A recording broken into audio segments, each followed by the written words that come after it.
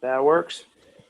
All right, guys, welcome to the my show this week in Churning, or the Churning Weekly, Travel Hacking Weekly. Everything I change it up every other week. It seems like the name of it, so I have to get something solidified. But with me this week, I have Adam. His name is Avs137 on Reddit.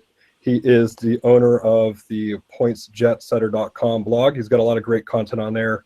Everything from trip reports and airline reports to he's given away some having a couple different contests where he's been giving some stuff away.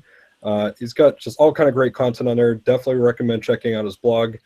So without further ado, Adam, if you want to go ahead and introduce yourself to everybody, we'll get started. Yeah, thanks, Frank. I appreciate it. As you said, my name is Adam. If you guys are on the Reddit sub award travel, I'm sure you've seen me post over there. I tend to be pretty active. As he also said, I'm the owner of the pointsjetsetter.com. We handle a little bit of everything from trip reports, reviews on sweet spots, like we're going to talk about a little bit today. Pretty much you name it, if it's award travel related, we touch on it. So really appreciate Frank giving me the opportunity to come on here and talk with you guys, and looking forward to doing this today. Absolutely. So, today I wanted to cover just some of the, it's easy. The one thing that we talk a lot about in the Churning subreddit is the ability to, earn points. And a lot of people have a lot of points, but there's a lot of different ways to utilize those points and really maximize the redemption values that I don't think gets touched on quite enough. So there's a lot of, they're not, I don't want to call them loopholes. That's why I think I call them sweet spots on the description. I view them more as sweet spots just because it's not a loophole. It's, it's these airlines know what they're doing. It's just that, some different airlines categorize different regions into different settings. So you can really maximize a lot of your points just by looking at some of these. And, like I said, again, if you guys are unfamiliar with the award travel subreddit, Adam here, he is like the professional when it comes to this kind of stuff. He knows so much about, not only getting the most points for, or getting the most miles for your points, but, also just like every little fine detail on how to book these, trips and everything else. So he's really one of the leading experts in the subs. So it's great to have him in. So, and that's really where a lot of like the sweet spot comes from, is being able to manipulate or use to your benefit a lot of the terms and conditions that these airlines have for it. When you start, especially when you start talking about stopovers and open jaws and all the fancy things that you can do with that, I mean, there's just so much opportunity to be had out there. It's no longer just, hey, I want to get from point A to point B and I'm going to use my miles to do it. Yeah, and there really is, and there is a lot into it. And, I'm going to go ahead. We'll just jump right in, and we're going to talk about the one that you mentioned today in award travel, and it's become a pretty popular post, and that's getting to Australia. So since it's your post and you have the blog post on your blog, the Points Jet Setter, go ahead and talk a little bit about that and how you came across it, or what exactly you can do with something like that. Yeah, so I actually came across it because I would do a series about getting different areas, different regions of the country, and they've been pretty popular and been pretty good. So I decided that I was going to go check out getting to Australia and New Zealand. I know it's a popular area for a lot of people to go and try and get award travel to, but that you also have a situation where a lot of times the availability is just not there. And even when you do find the availability there, it's usually pretty spotty or expensive nonetheless. So what I happened to come across was a deal for the SPG points. For those of you that don't know, Virgin America is actually a transfer partner for 3 different of the transferable currencies. That's your American Express membership awards points, your Citi thank you points, and your SPG star points. What sucks is that the membership rewards points and the thank you points transfer at a 1 to half a point ratio. So that effectively means that if you're using those currencies, then you're ending up paying what amounts to double for the award ticket for what it would cost. With SPG, though, they're a transfer partner at 1 to 1, which is really enticing because not only do you get the 1 to 1 transfer ratio, but you'll also earn the 5,000 mile bonus for every 20,000 star points that you transfer. So for those of you that don't really know, the star points, when you go to transfer them, for every 20,000 that you transfer over, you actually earn a 5,000 mile bonus that SPG will give you. Now you're limited to only transferring, I think it's 79,999 points per day, but that's just a per day, limit. So if you wanted to stack that up, you certainly could. And that's where this really becomes really beneficial, because Virgin America obviously partners with Virgin Australia. They're all owned under the same, main corporate umbrella there, which is Virgin. And they offer some really, really solid deals to be able to get from, the continental United States down to either Brisbane or to Sydney. Now, the downside of this is that you're going to have to get yourself to Los Angeles, which is not really that big of a deal. There's kind of been a battle for LA going on right now, which is really good for people who are looking to, book paid fares, or maybe you've got, some Southwest points that you wanted to burn to get yourself out there. Nonetheless, I think that you can get pretty much anywhere in the country out to LAX and back for, under $300 round trip, which really isn't terrible. And even if you're looking for some of those reward redemptions, getting to Los Angeles, it's not that bad when you're considering, the distance you're going from Los Angeles down to Australia for so cheap. It's so affordable on the reward side. It really doesn't add up to be that much. Even if you look at just, your typical 25,000, point round trip flight, you still end up saving in the long run. Right, you're still going to come out ahead, especially with most of the award charts out there for what they have with getting down to Australia. So, I mean, and the example is between Los Angeles and either Brisbane or Sydney. You're looking at 40,000 miles round trip for economy, 60,000 miles round trip for premium economy, and 80,000 miles round trip for business class, which is just, it doesn't really get much better than that when it comes to trying to get down to Australia from the States, even factoring in, the couple $100 that you're going to spend on an award ticket, a paid ticket to get yourself out to LA, or the 25,000 miles on average that you'd spend to get yourself out to LA on an award ticket. The best part of this is a lot of times what you have, especially when it comes to transfers to either Virgin America, Virgin Australia, or Virgin Atlantic, is that you end up getting popped with these absolutely outrageous taxes, fees, and surcharges that they tack on.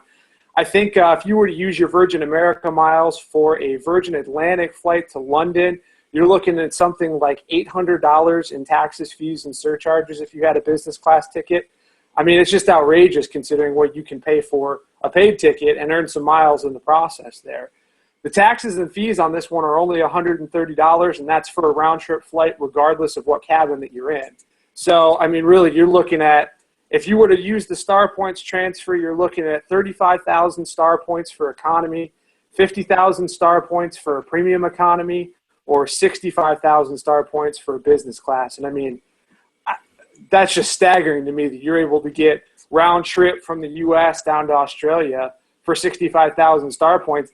And the product actually is pretty good too. And I think that's something that I know Frank wanted to touch on, and that we'll probably get to a little bit later in the show here. But, Virgin Australia has recently gone through to go and try and upgrade a lot of their business class seats in their cabins.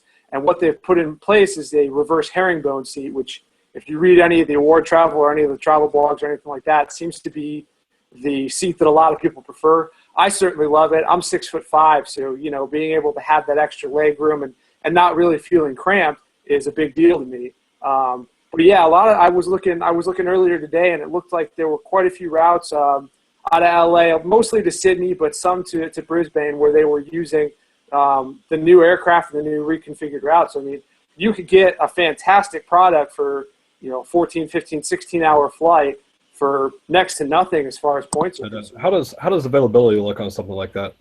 Availability is pretty good. It depends on if, obviously when it comes to availability, when you're booking and when you're looking to travel are obviously the two biggest factors. For economy class, it's actually really, really wide open. And for those of you that are interested in trying to take a look through, Delta is the best way to look for that award space. Definitely search, one way at a time, and you can pull up the 5-week calendar that they have there to look for space. You're looking for space. I think Delta, you wanted at the either the 80,000 or the 95,000 rate. I don't recall off the top of my head there. But you'll be able to figure it out real quick, and it'll pull up those specific flights for it. Business class was a little bit spotty, but if you went farther out, 6 months plus out, availability was actually fairly decent for it, especially for 2 to 3 passengers, which is surprising because you don't really see that a lot when it comes to especially premium cabin. Yeah, when you start getting premium cabins, anything more than two is, that's very hard to come by. And Right. I mean, and Virgin has a really good, nice product. It's, like I said, we are going to touch a little bit on this later, but a lot of these airlines, what I've noticed is, especially with American Airlines, and I believe I spoke with Adam about this, a few months ago when I was looking for my trip to Japan. I was looking for first class availability on that trip, and American Airlines had wide open first class availability, but after you look into it, it's just a really bad product that they're trying to push out those extra seats. So to get a really nice solid product and have 3 seats in availability for only what was it, 60,000, 70,000 round trip? Right. That's a killer deal. Absolutely. Yeah, and that's the big thing too, is that you really have to focus on when you're looking for these redemptions. I mean, what's the product that you're going to be getting? And this is something that I stress to a lot of people, and I think a lot of people don't really understand it, is that all products are not created equally when it comes to traveling on a certain route. I mean, Amsterdam is a route that comes to mind for me on American Airlines since you mentioned it. Amsterdam tends to have a mix between their 767 and their 757. 757 is kind of an older product. It's got these weird angle flat seats on it, but the 767, the business class cabin has been completely retrofitted. You get fully lie flat seats. You get tablets that come out with preloaded entertainment. I mean, it's totally night and day difference. And you could book one of several flights that go on that particular route and have no idea and say, well, this sucks. Why did I just spend 57,500 miles on a business class redemption when I thought this was going to be a stellar, I thought I was going to have a lie flat seat or whatever you were looking for. So it's definitely worthwhile to make sure that when you're looking for these redemptions that you go through and, you can do a dummy booking on their website to see what product's coming up. You can use SeatGuru.com, although I would caution SeatGuru.com gets it wrong sometimes, actually sometimes more often than not, because there's so many configurations of different aircraft out there that just, it's going to be, this one, and they leave it at that. So definitely do your homework on it, and definitely, check out what you're going to get of the product before you decide to commit to book.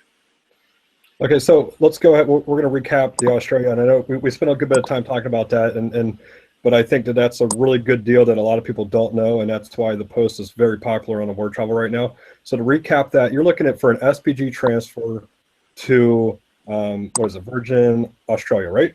It's a Virgin America, actually, is Virgin where the sweet America. spot is, and then you end up booking it with their partner, Virgin Australia. There you go. Okay, and you're looking for 35,000 SPG for economy, 50,000 for premium economy, and 65,000 star points for a business ticket. Correct. Yeah, I mean, that's absolutely crazy. That's a great deal. I mean, it's especially if you look at the 35,000 just came out, or was out a few months ago. Yeah, so exactly. The 2 of those cards, and you have a round trip business class ticket to, without a doubt, the hardest area in the world to get to in business class. Absolutely. And keep in mind, too, that Virgin America offers 2 of their own credit cards that you can sign up for. One of them, I think, is offering 10,000 points right now, and the other one's offering 15,000 points. Both have $1,000 minimum spend. So, you're looking at, with the minimum spends there, 27,000 points, which is more than halfway to a round trip economy ticket all the way down there. For sure. I have a couple other ones that I've written down here that I really like too. Jumping off of the Australia, but if we look into American Airlines, there's a couple in there that really stick out to me. One of them is not as good as it used to be, but is gotten. It was better before with the old word chart, and now with the newer chart, it's got a little bit downhill, but still a great deal. Have you looked into using American Airlines from North America to India, routed through Europe? Yeah, and that's one of those, they call it a third region exception. And there's actually quite a few of them out there when it comes to trying to get different places. One of the big third region exceptions tends to be Doha, which is really good if you're trying to fly on Qatar Airlines. The problem is that if you end up getting one of these third region exceptions where Doha is the only third region exception, you have to fly from the United States to Doha on Qatar, and then from Doha to wherever you're going on Qatar. But to your point about getting to India there, yeah, I do think there is some, benefit to be had going from the U.S. Over there right now. Like I said, Qatar is a great way to go. One of the downsides to India is that British Airways tends to be the one that has a lot of the availability going over into Delhi, Mumbai, Goa, places like that. So when you have British Airways, obviously you've got to deal with the outrageous surcharges that they tack on. But one of the ways to get around that, sort of, is to go ahead and try and book an American Airlines flight on the transatlantic portion of your flights. So, for example, if you were trying to go to Europe, or if you wanted to go even to India, if you booked American Airlines, say from Philadelphia to London Heathrow, you're only going to get hit with that $5.60 in taxes and fees and no surcharges. Right, and just so people are aware, what I'm looking at here. So, if you're going to book a direct flight from, say you're going to head to the Indian subcontinent, from North America to India, it's going to be 40,000 points for economy. So it's a 40,000, it goes straight there. That's no stopovers, no layovers, nothing like that. AA doesn't offer any of that. You do get the open jaw just because you're booking 2 one-way tickets, right. But you're, like I said, still 40,000 miles. Now, if you wanted to, you could add a stopover in Europe. Pretty much, you're adding a stopover. If say you go off peak season, you can go North America to anywhere in Europe for 22,500, and then you can continue from Europe to India for an additional 20,000. So really, for 2,500 extra miles, you're able to have a complete stopover anywhere in Europe and kind of add to your vacation for a minimal cost. I think that's a really good look for somebody who wants to go to India, but you can throw anywhere in Europe, at no cost at all. Absolutely. So that's one that I've always kept in mind. I mean, I don't really have any plans to go to India, but it's something I've always kept in mind. And then the other one that gets talked about a lot, of course, is Korean Airlines to Hawaii. So that routing, it's common because you can transfer from Korean Airlines a lot of different ways. You can use Chase UR points, you can use SPG points. Are there any other ones that transfer to Thank You points or MR transfer to Korean? I don't think so. I think those are the main 2 right there. Yeah, I think those are the main 2. So, I mean, North America to Hawaii, you can do a round trip for 20,000 SPG points if you book through Korean. Now, Korean does have some absolutely crazy method of booking award seats. It's not just straightforward like American Airlines where you just find your seats and you give them a call and it's booked. Right. With Korean, you have to send in your driver's license and just all this whole stuff. You can't even do 2 tickets on the same with the same Korean Sky Pass. Is Sky Pass correct? Yeah, Sky Pass. Yeah, you can't do 2 tickets on one Korean Sky Pass unless you're directly related. So there are some caveats to the Korean Airlines to Hawaii, but for 20,000 SPG points to get a round trip ticket to Hawaii, that is crazy. I mean, that's like giving it away. So I love that redemption. And then the bigger problem with that redemption, though, tends to be availability. For that, you have to find low-level Delta space, and depending on the time of year you're looking to go, that can sometimes be fairly difficult to find. The other issue that's been coming up recently with that redemption has been that Korean Air and Delta are kind of having a pissing match of sorts between the 2 of them right now. I mean, who isn't Delta screwing with at this point, I think. But they seem to have this issue where Korean is now only releasing a very, very limited number of award tickets, especially in the premium cabins, to their partners. And as a result, it seems like their partners in the SkyTeam Alliance are doing the same back to them.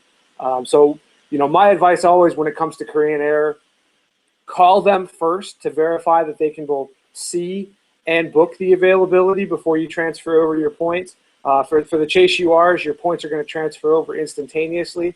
So you can literally be on the phone with the rep and say, hey, I just wanted to verify that this space is still available and that you can see it and book it, yada, yada. They'll say, yeah, and you can just say, hey, okay, that's great. Can you hang on real quick while I transfer the points? Transfer it over from your UR account, log out, log back in, and you're good to go at that point. And then, so the one thing that doesn't get spoken a lot about the Korean Airlines to Hawaii, I don't, again, not really a loophole, but the sweet spot. So, like he's saying, availability is a little bit tougher. But one thing that doesn't get spoken about a lot is that that loophole also, the reason why that loophole works is because Korean Airlines, they view Hawaii as North America. But the trick to this is not only do they view Hawaii as North America, but they view Mexico and the U.S. Virgin Islands as North America as well. So if you're in Northern California or Seattle, Washington, you can still do a round trip to the U.S. Virgin Islands for 20,000 SPG, 25,000 UR points, which is just as equally a great of a deal as it is Hawaii. Yeah, I would agree with you on that. I mean, Mexico adding that in there is quite good. You don't really see a lot of people that are looking to redeem to get down to Mexico, but it's really good if you're trying to redeem to go down to, Cancun or Cozumel or something like that, which is a good tourist spot to be able to just go lounge on the beach and sip some cocktails. Yeah, like I said, for 20,000 points. I mean, again, as Adam spoke a good bit about earlier, it's not all these sweet spots and things. It's not quite as easy as it seems. I mean, there are a lot of caveats to the systems. You do have to be really particular about making sure the availability is there. And sometimes you have to jump through a bunch of, hula hoops just to get the tickets to you. Like I said, especially with Korean. But it's good to know that, you can do it. And like I said, especially when you're looking at, some of these tickets to Hawaii or U.S. Virgin Islands, you're saving a lot of miles. So it's worth it, I mean, because when you look at 50,000 miles, that could be, one trip across the country for somebody, and somebody that knows what they're doing, they can do 2 round trips to Hawaii. So it really does matter that you're maximizing, a lot of the points. Right. And just to answer a quick question here that we had in the comments over here, asking about the best way to get to Turkey. It's funny that you mentioned that, because I'm actually trying to book an award ticket right now for me and my parents to go head over to Turkey sometime in January. And one of the interesting sweet spots with that, I think, is actually American Airlines, because American Airlines considers Turkey to be part of Europe. So instead of them getting hit with either the Middle East or the North Africa award charts that a lot of airlines tend to hit you with when you try to get to Turkey, you're actually in a better boat because they're considering it part of Europe. If you're trying to fly business class over there, you're looking at only 57,500 miles, and that's a pretty solid redemption. The downside to that, of course, going over there is that when it comes to Istanbul, that's mostly a Star Alliance hub, so you're going to have a hard time finding one world carriers that fly in there. And by that, I mean British Airways is the only one that flies in there that won't violate the award routing rules for it. So you'll end up having to try, like I was talking about earlier, find an American Airlines flight into London and then take the British Airways flight from London down to Istanbul. And that's going to be one of the best bets that you have for trying to get over there from the United States. Just piggybacking off of American Airlines to some of these Europe loopholes, the one that I found interesting was just a couple weeks ago, or maybe a month ago or so. I'm always looking for different islands out and, just kind of picking out places and just trying to figure out routings and places to go. And I came across the Canary Islands off of Morocco. So almost every airline considers that part of Africa, of course, because you're talking hundreds of miles south of Spain. But because it is a part of Spain, American Airlines considers that a part of Europe. That's another good, if you're looking to get on some exotic island and you want to get away, Canary Islands, it's probably not the most exotic location to go to, but still, it's not a bad redemption that you're able to do it, as part of Europe rather than part of Africa. And especially if you're in Europe already and you want to fly down, I think it's just inner Europe, which is really cheap. Right. And so, I got to say, one of my favorites that I really like, and I don't think it really gets enough press, is the ANA, All Nippon Airways. They offer an around-the-world ticket, which is just, I mean, if you can work it right, the value is just unbelievably incredible for it. I think it's up to 8 stopovers that you're allowed for it. And for those of you that don't know, ANA used to have a distance-based award chart, and they got rid of that about a year and a half ago, somewhere in there, for a zone-based award chart, which is actually still pretty good, especially if you're trying to get over to Japan. There's really no better way to get over there, including on a really, really good product than ANA over there. But their around-the-world tickets that they have are distance-based, so if you can really sit there and try and set it up to play with the mileage that you're going to have for that entire trip, I mean, you can get a first-class around-the-world ticket for something like 250,000 miles and hit probably 4, 5, 6 stops along the way, which is just, it's unbelievable to me that they still allow that. Yeah, absolutely. And Benjamin just asked, what are some of the fuel surcharges you'll be looking at for that round the world trip? It really depends on who you're going to be using for it. If you're on ANA metal, they tend to be a little bit lower. If you're going to be on something like Singapore metal, it'll be a little bit higher. There's also some caveats with it, especially when it comes to something like Singapore Airlines. A lot of times they won't let you book suites or business class with it. It really just depends on the route that you're taking and what the partner airlines want to block out. So, it's very, very highly dependent on both the route that you take and the airlines that you choose for it. So it's worth going on to their award program. They've got a really great multi-city tool where you can kind of play around with it and try and, get it to work for you as best you can. And it'll tell you what your surcharges, what your taxes, what your fees are going to be. All right, so there you have it. Do you have anything else that comes to mind? Just real quick, kind of like a lightning round of any additional loophole sweet spots that you know of with some of these different airlines. For sure, and actually somebody brought this up asking about Etihad. Etihad is one of those that still uses the old American Airlines award chart. So if you've got Etihad miles that you want to transfer, that are in there, or that you've transferred over with that 30% bonus that they offered, go take a look at the partner redemptions for American Airlines, and you'll notice that it mirrors the old pre-devaluation chart. So, you can still have some pretty good redemption value out of that, where miles that are otherwise not really great to use. So that'd be the one that really sticks out in my mind the most of all. And the other one that would stick out too, believe it or not, is Alitalia. 90 or 95,000 miles round trip from the U.S. over to certain parts in Asia, I think is a great deal. That's business class. Alitalia is a little bit of a pain in the ass to deal with when you're trying to get them to ticket things. Their reps are not the greatest, but nonetheless, still a pretty good deal there. Absolutely. Flying Blue does have a good bit. I believe most of their sweet spots are going to be the Caribbean, right? They have a lot of really good deals if you're looking for some Caribbean flights.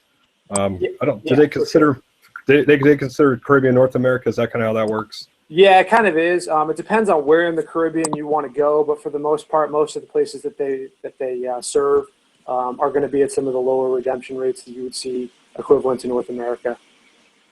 Yeah, solid there. And then, so just to wrap up the show, we wanted to talk a little bit about not just some of the flights and some of the sweet spots and how to use them, but also looking to see what you get for your miles. I believe it was a number of weeks ago, probably I want to say like 6 weeks ago or so. I had a show where I did speak a good bit about this, and I just kind of want to bring it up with Adam because he's flown just about every airline, just about every class there is, I believe. So he's somebody good to talk about this with. But, it's what I kind of alluded to earlier. And I look at that flight to Japan as a prime example of, because I had somebody else just reach out to me just a couple days ago saying they had American Airline tickets flying to Japan. And, should they change to, Japan Airlines and business class? And it was, it's a no-brainer. But, it's things like that you really have to look out for. It's not just getting from point A to point B, but how you're getting there can really make a difference. I mean, I think, Adam, you'd be the first one to say, for sure. these sweet spots are nice, but it may be worth the extra 10,000 miles or 5,000 miles if you're getting a far superior product. Right, and that's the one thing that I really just stress a lot when it comes to, I do some award consulting on the side, and a lot of people just don't understand that. They assume that, I'm flying business class, it's going to be the same product across the board. And, that's just not the case at all. You really have to do your homework on it. You got to figure out what airlines are good and what airlines are bad. 10, 12, 15 hours on a flight and an angle flat seat is going to be a totally different experience than 10, 12, 15 hours on a, fully lay flat reverse herringbone seat or something like that. So yeah, if you look at like one example that comes to mind are the old British Airways planes, inside of Europe. So you're looking at, a very subpar product. They're first class. I believe, right, British Airways is known as the best. Their first class is known as the best business class in the sky, something like that. Yep, absolutely. Yeah, that's the joke I've heard. So, if it's just an example like that, if you're in Europe and you're thinking, I'm going to fly first class, and you pick a British Airways flight, you got to pay outrageous fuel surcharges. You're getting a very subpar product to what you could get, inside. And it seems like when it comes to a lot of these, the really nice airlines, and if you just type in, best first class products, you're going to see a lot of Asia, Southern Asia, even Northern Asia. Right. Cathay Pacific, Japan Airlines, Singapore, they know how to do it right. And I don't think it's so much the plane design, like you got Itidatter, but the customer service that you get is it's unmatched, on any other flight you're going to take. Absolutely. And I mean, I was on Japan Airlines first class maybe 3-4 months ago. I was over in a wedding over in Asia for a buddy of mine, and flying over, we went over on Japan Airlines first class. And I mean, from the very moment that we touched down in San Francisco, where we were going to be connecting over, it's seriously like you're a rock star. I mean, you just get treated so incredibly well. You get an escort through security, and we got to the lounge, and the lounge had its own separate room, even though it kind of seemed like it was a timeout room. But you just get that extra level. I mean, even walking down the jetway, and I had no less than 5 people come up to me and say, "Oh, can I take your bag for you?" And I mean, I travel pretty light. I've got usually one, rollerboard and one small carry-on that's got my laptop in it usually, and I don't really need help with it, but it's still that whole experience that comes with it. Absolutely. The one thing that stands out to me with my first class Japan Airlines experience is when I walk into Narita and you're looking for that first class line, and there's like all the gates, and there's somebody standing right in front. There's one of the stewardess standing right in front of the gate, maybe 15 feet in front of the gate, kind of just making sure that nobody gets through. Right. They kind of have it roped off. But just from that 15 feet, they insist taking your bag and rolling it over, to the gate. So they don't want you, touching your bag, handling it all. It's exceptional. And like you're saying, the getting through security was amazing. They have their own private security room, which was one of the more wild things I've pretty much ever seen. And then, I mean, the one thing that stands out to me is, I was offered up the set of pajamas, and no, I'm sorry. They asked me if I wanted to have my bed made, because it was just after dinner service, and we go from there. So I said, sure. And I got up and I, went to the restroom just to brush my teeth and, just get ready for my, 6-hour nap. So I step out of the restroom, and there's, a stewardess right there, says, "Oh, hello, Mr. Lepar. Would you like a set of pajamas?" Has the pajamas there for me, already knows my size. So she eyed me up, knew the size. I was like, absolutely. So I take them, I walk back in, I change into them, I fold up my clothes, I walk back out of the restroom, and she's still standing there. She insists taking my clothes that she'll hang them up. I mean, it was amazing. Just crazy service. It was amazing. Even the hangers up there, they've got their own separate tags on it for each of the seats, so they know, exactly who's in there and whatnot. And I mean, it even comes down to the flight attendants going into the restrooms after somebody's been in there to go and tidy up. I mean, they'll even go so far as, I don't know if you noticed or not, but they actually folded the toilet paper after everybody was in there. Yeah. So every time you went in there, and that's the level of service that you're really getting when you go with that first class. I think that's what people who are willing to pay $10,000, $12,000, $15,000 a ticket are coming to expect from it. And it's really a crazy experience. And I would definitely recommend that everybody at least once in their life, especially if you're into the points and miles and the churning game, fly first class somewhere on one of these great carriers or one of the Middle Eastern carriers. It'll blow your mind, but it'll also ruin you for travel for the rest of your life. So just be forewarned about that. Yeah, actually, I'm going to go against Adam. I'm going to say don't do it, because once you do it, you won't fly economy anymore. That's the problem I'm looking into right now. I'm trying to book a ticket for Danielle and I to go to Bali next May, and it's we're sitting on, I want to say, about 200,000 American airline miles, and it's plenty to get to Bali and back. But the problem is I'm looking at Cathay Pacific, and I have to fly business class now. So I'm already looking up different ways to make it happen, some SPG transfers, things like that. When it's that long of a flight, though, it really makes a difference, and it's kind of what I spoke with Adam a little earlier about today. Was it's not only is it a better product where you're treated great and it makes you happy, but it really is a vacation in itself. I feel like a lot of people, you don't want to fly. You know, you're like, you dread the flight. You dread Right. having to fly for 18 hours or whatever it is, 24 hours to get to, you know, Bali or somewhere like that. But, you know, when you're flying on a great business class or first class product, you're actually anticipating it. And that's what I told him was, you know, one of my favorite parts about my Japan vacation was sitting in the Dallas gate waiting to step on that new 787, the Sky Suites. I was just so excited, or 787 or 777, whatever it was. So excited to step on board. And like it really made for a great vacation. It was, you know, absolutely worth it. And that's why we're, you know, already I'm looking for some business class seats flying Cathay, because I haven't flown Cathay yet. So. And that's one of the cool things too, especially when you start out, you know, on a business class redemption. I mean, you'll get lounge access with that on pretty much every airline that you fly with a premium cabin, whether that's business class or first class, which is great because, you know, you're able to get to the airport. Sometimes you've got an expedited security line. You know, like you're saying, you kind of have this excitement that starts to build about the trip when you're there, you know, because you're first one that gets to get on that plane. And as soon as you walk on and they, you know, come around with the hot towel or the pre-departure beverage or whatever it is, I mean, it's quite the experience. And like you said, it does. I mean, once you start, you really can't go back, especially when it comes to long hauls. All right, I'm gonna bounce a couple questions off you, put you on your toes here. I need short answers, like 2-3 words. All right. What is one business class ticket everybody has to book? Ooh, I got to go probably Cathay Pacific. Cathay Pacific, so you're talking North America to Hong Kong? Yeah. Yeah, or really anywhere else in the world, as long as you're on a 777, 777 with that reverse herringbone, that's the way to go. I would have. I mean, I haven't flown Cathay yet, so I can't say that. But I know for a fact that the Japan Airlines experience on the new Sky Suites were spectacular, and certainly that's another one where you can book even a little bit cheaper. I think they're only 60,000 miles.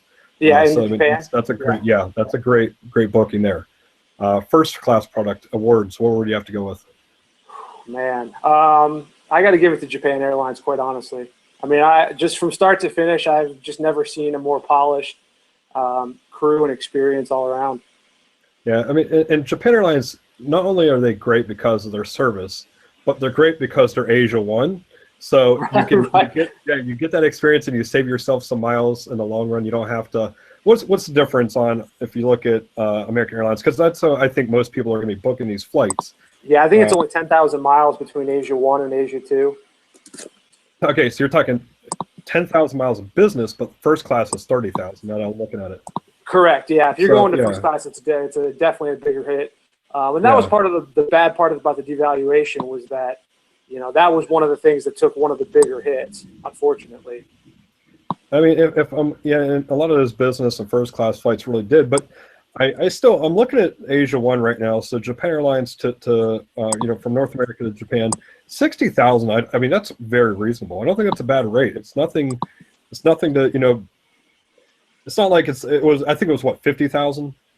Yeah, it used to be. It was either 50 or 55,000. So it didn't go up that much. Yeah, I mean, it's a reasonable increase, but it's still certainly worth it. You know, if you're looking at these different award redemptions and you're looking for, you know, kind of a sweet spot in rewards, I think Japan Airlines, that Sky Suite, you know, from U.S. to Japan, and like even Asia too, for 70,000 is not unreasonable. I don't, you know, it is what it is. You're paying for a much better experience. So I don't think 70,000 is too bad.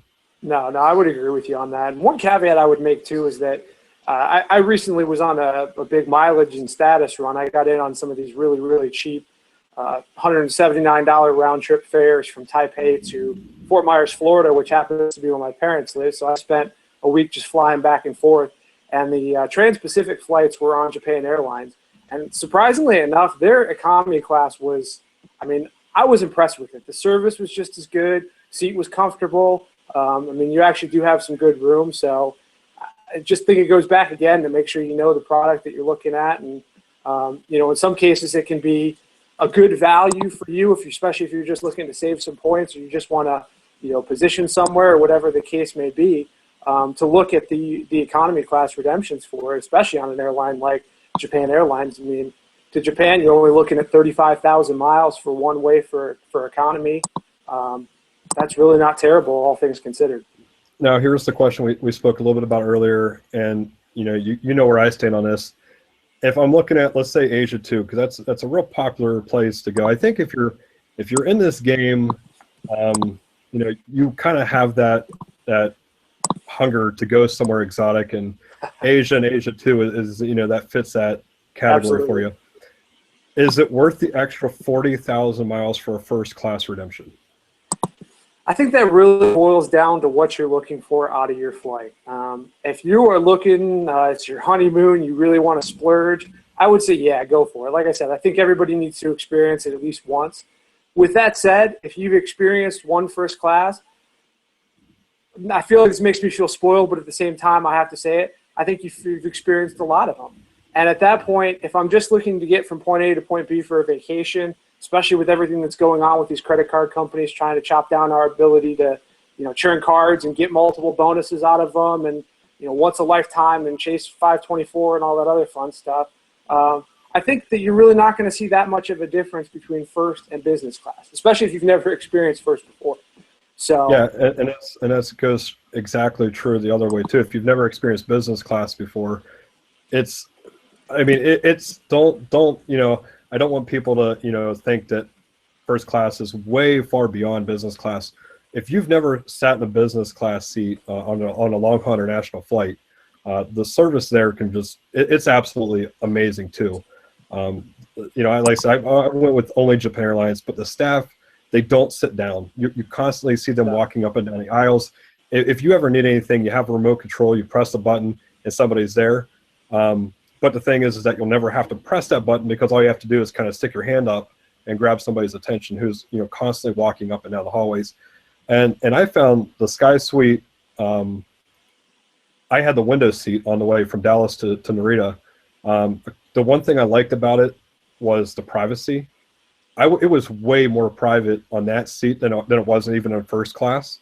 But the one thing I didn't like about it was the windows. They have those self-tinting, controllable with the little button on the side. right, It doesn't black out. So right. that was a bit of an annoyance there. That really dark blue hue. Yeah. So, I mean, that's kind of nitpicking, but, like I said, I found the privacy great. I found the seat size to be, I was fine with it. I didn't feel crammed. But like I said, like Adam said there, if you haven't booked a first class flight and you have the miles to do it, it's what I say, guys. You earn these miles, you have to burn them. That's why you're earning them. You're earning them to burn them.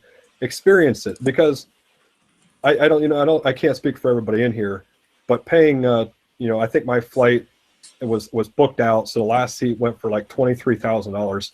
So to book a one-way ticket for $23,000, for $23,000 is never going to happen for me. So to have that experience and book that first class flight, it was just absolutely incredible. And that's one of the reasons I have a kind of an issue with people always talk about, I got, X amount of cents per mile out of my redemption because this would have cost 23,000 or whatever. At the end of the day, I mean, chances are good that the average person is never going to be able to afford to travel like that on a paid ticket. I know I sure as hell am not. So you're in these miles, you go through all the trouble of doing the research. I mean, burn them, enjoy them, That's an experience in and of itself. You end up getting to your destination rested, relaxed, happy. From start to finish, you end up usually having a good experience overall. So I definitely think it's worth it. Yeah, absolutely. And it's like I said, it's if you want to go to, if you really have your mind set on going to Japan or anywhere, it doesn't, like I said, it doesn't really matter where you go. You can probably afford a ticket if you save up, over a year or two, and that's really something you want to do. You can afford an economy ticket. But when you start getting into business class, and first class will likely never happen, but when you get into these different airline classes, I can't afford a ticket, and it's something that I would never be able to do. I would always just fly economy. So it's great to have that experience and kind of live it up. And at the rate you can earn miles, if you're smart with your credit card applications, the rate you can earn them, depending on your vacation time at work. I work for a school, and we have, I have 30 some vacation days. But still, with the amount of miles I earn, it's hard to use them all. So I like saving them up and just taking one nice trip a year, and a couple other smaller ones. I feel that it's more beneficial for me to take, one nice one and a couple of smaller ones as compared to taking a bunch of small ones where I have a lot more vacation time, and it's just harder to make that happen. Yeah, no, I agree with you 100%. I mean, most people don't have anything more than, 2, maybe 3 weeks of vacation time on a given year. You might as well go big and give it a shot. Let's see here. Actually, I can hear a big storm coming through here, so I'm getting a little bit concerned. But we'll see how it goes, and if my internet drops out like it did a little bit earlier, you guys know what happens. So, I'm trying to think here of something else we can kind of talk on with these award tickets and. One thing I wouldn't mind discussing, and this is something that's come up on the award travel sub quite a bit lately, is whether or not it's worth it to burn the extra miles if you're going over to Europe for business class. A lot of times you'll have people who, on a maybe 5.5, 6 hour flight. I mean, I think Boston to Dublin is only 5.5 hours. Is it really worth, doubling up your the miles that it's going to cost you to go and experience business class on that route? And a lot of times I would say no, especially if you're dealing with somebody like a British Airways whose product is not very good, or even American. A lot of the American flights are on some of the older aircraft. You've got old 757 with the angle flat seats, or an old 777-200 with the angle flat seats. I mean, you're looking at several extra miles to be able to go and jump into business. I think to Europe, especially if you're assuming that you're during peak time, I mean, you're almost talking double the mileage there. It's just not really worth it to me. You have to, I mean, I don't think there's any, there's no comparing. I mean, I don't know for sure. I haven't looked into every single product, but it's hard to compare some of these Asian companies like Singapore, Japan, Cathay, and the Middle Eastern. The Middle East and Asia really have a lock on luxury. Yeah. And if you're going to be using your miles for these, different redemptions, you might as well, get the most for them and save up for something like that. I mean, the couple of caveats I would say, especially with Europe, Swiss Air's got a fantastic product. If you've got United miles or miles that'll transfer over to ANA or to Air Canada, to the Aeroplan, that's a great use of miles if you can find the space. They've got fully flat seats. Service is fantastic. Food's really good. So you really can't go wrong with something like that. But, like you said, for the most part, it does tend to be Asia and the Middle East carriers who are the big ones that you really should be focusing on spending a lot of the miles on for the cabin. And then when it comes to, kind of where I'm at with everything I do, I was on board with this American Airlines loophole, and I literally, I want to say I got nine or so cards from that. So a lot of what I do and a lot of the advice that I give is based off AA miles, while Adam here, he's a lot more knowledgeable and he's a lot more well-rounded in, all the different airlines, and, can kind of give you some of those different looks there. But, for me, I'm mostly stuck with American Airlines and their partner, the One World organization. I haven't looked so much into, different ways to get around. But if you look at Alaska Airlines, they have a lot of great redemptions too, don't they? Yeah, Alaska is really, I think, the last sweet spot, especially if you're somebody, like me. I travel for business and for pleasure a lot. With American Airlines, just absolutely, in my opinion, gutting the remainder of the Advantage Elite program earlier today, with, I think, more cuts to come down the road. Alaska is really kind of that last U.S. carrier that I think is worthwhile if you fly a lot on paid tickets, crediting your tickets to, kind of going out of your way to fly those.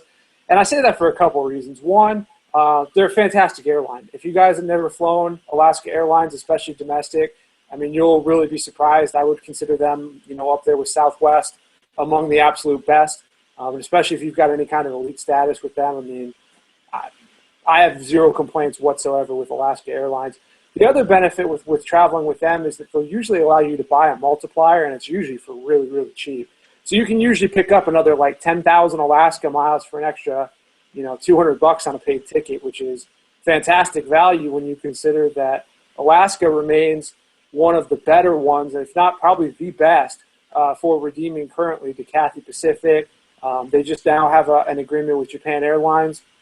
So you'll see JAL flights bookable with them coming up here shortly, I would imagine. Probably beginning of 2017 before we see an award chart for that. but they're definitely going to be added on there. I would imagine that they're going to be probably more competitive than American currently is on that route. So I would imagine you're probably going to see somewhere from 50 to 55,000 miles. And to top all of that off, Alaska also offers stopovers. So, that's another big benefit that they have over some of the other big carriers. Right. And the one thing that, I know I spoke about this last week, but the one thing that I don't think gets discussed enough, and, really, since I've gotten into this game and I've really, started saving up miles and accumulating miles over the past 2 years, is I have a whole new respect for transferable points. So those SPG and UR points and things like that, it's something when I first got into the game, I never really, I respected them, but I just didn't understand them like I do now. And, when you start looking at all these different airline routings and finding some of those really nice sweet spots, having those transferable points is a really big deal. Absolutely. And that's one of the things, too, that I think a lot of people don't really plan out when they come into this. They just start applying for credit cards because they think they can get all these miles, but they don't really have a plan in place for the redemption side of thing. So what you end up having is somebody that comes in and says, well, I've got, 50,000 transferable miles, and then I've got, 75,000 American Airlines miles and 30,000 SPG. Where can I go with that? Well, I want to go do business class or something like that. It really doesn't work because it wasn't planned out well. But what really ends up happening, too, especially later on in the game for a lot of people, yourself included, I would assume, is that you end up having, some various points and various programs, and you'll need something to top it off to be able to make a redemption, to connect to flight or something like that. And those transferable currencies are just so invaluable at that point. Right, and that's kind of where I'm at with my SPG points, and that's the one thing that I've really hit hard. Not, Jesse with Local Travel, he gave me the go-ahead to write the article about the 35,000 points. So I got a lot of referrals from that, and it's the only referral that I put on the churning subreddit because it's the one thing that I really care about. And I appreciate anybody who uses my referral in there. I get messages, on the occasion. So, or especially when the bonuses are a little bit higher. But no, it's absolutely. I love SPG points. And what's good, what's kind of good about it too is that the future of it is like a little bit uneasy. So that is kind of giving me that urge to, hey, if you want to fly a round trip to, with Cathay Pacific, you can use up some of those SPG points because, who knows what that program will be at the end of 2017. So right. It's better to, instead of holding on to them and, with the future so uncertain going into 2018, it's just a little bit more beneficial to use up some of them and fly a nice flight that I haven't taken yet. Absolutely. And I think there's always going to be opportunities out there to earn additional miles and additional points, whether that's through manufactured spending or through credit card sign-up bonuses or actual flying and just, crediting it to the right places. So I always try to preach, earn and burn. Earn them. You never know when these programs are going to decide to devalue. Perfect example is Alaska. Overnight, with no warning, they doubled their award chart rates for flights on Emirates. You just never know when that's going to happen, and it's perfectly within the airline's rights to do that. It's their program. I always got a big kick out of that because of all the backlash they received from all the people who abused their system. It was pretty sure Alaska, the people who were complaining are the people who were booking Alaska airline miles to use, it's like, come on guys, you're not really hurting their feelings. I thought I was going to get a big kick out of that one. Right. I agree with you on that too, because I've had the same sentiments when I saw some of the posts that people were having about that. Yeah, it was great. I think somebody, I don't know if it was you, but maybe somebody kind of gave some numbers, and it was something like 0.5% of people use Alaska airline miles toward those first class redemptions, and it was something ridiculous. Yeah, it was a high number for them that they were getting redemption on, and I'm sure that was killing them with the bottom line because, those award flights aren't free for those partner airlines. They end up having to pay something to their partners to, compensate them for those flights. So. Absolutely. Hey, Adam, it was a lot of fun. We've gotten a couple minutes past, but we also started a couple minutes late, so no big deal there. But yeah, likewise, man. I really appreciate you letting me come on here. It's been a lot of fun, and hopefully we get to do it again sometime. Yeah, absolutely. We'll have to. All right, so we're going to go ahead and cut off the show, and what I'm going to do is I'm actually working on there we go. What I'm working on here is over the next couple weeks, guys, I know that I've spoke a little bit about my website. I've kind of spoke a little bit about my YouTube channel, and kind of I'm getting everything going with that. What I ask anybody who's watching, if you guys could please subscribe to my YouTube channel. Helps my numbers out, makes it look really good there. I also just started a Facebook page, so I don't want to link that on Churning because I'm not like advertising anything like that. But if you guys go to facebook.com/unexplored rewards, you guys can like my Facebook page. I'm going to start slowly putting all my churning and webcast information, everything on that page, and trying to keep it off of the churning page, just because I don't want churning to be my source of like an advertisement or something. Even though I'm not getting anything for this directly, it's just not not what I want to be right now. So I'm transitioning off of that. So if you guys could go and like that page, it's again facebook.com/unexplored rewards. Subscribe to this YouTube channel. I think that's about all I have right now. My website, unexploredrewards.com. It's still coming along. Truthfully, I just have a lot of stuff going on with my life. It's not easy to dedicate the hours it takes to develop a website fully. So it's in the works. It's something that I am working on full-time, not full-time, part-time, and I hope to get up here by next week. I have the site done. I just got to get a lot of the posts from the old webcast onto there.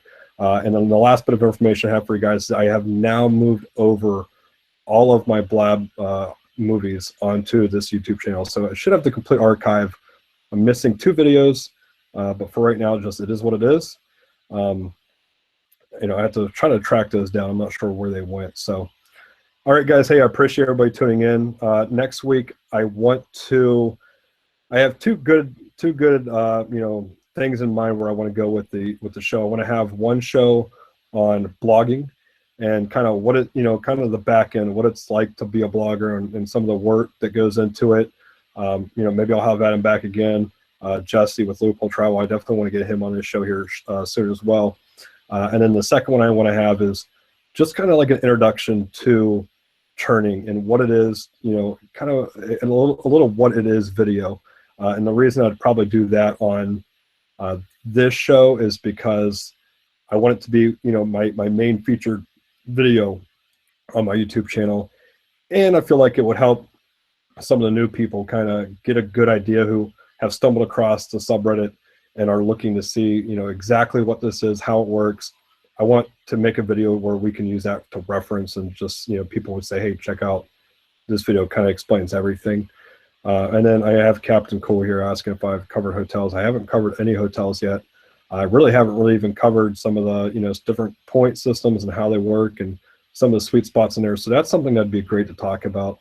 Personally, I'm a huge SPG fan. I love the W brand hotels, but that would be something great I could talk about, moving forward. So, all right, guys, again, thanks for tuning in. Please like, subscribe, facebook.com/unexplored rewards. I'm going to start putting all my news information on there about the webcast and, kind of get information flowing in there. I'm only allowed 1 post a week on the churning subreddit, so it's pretty limited. And the only thing I want to have on there is just a live link. I don't want to put, anything else other than that. So, all right, guys, appreciate you guys for tuning in, and I will see you here next week.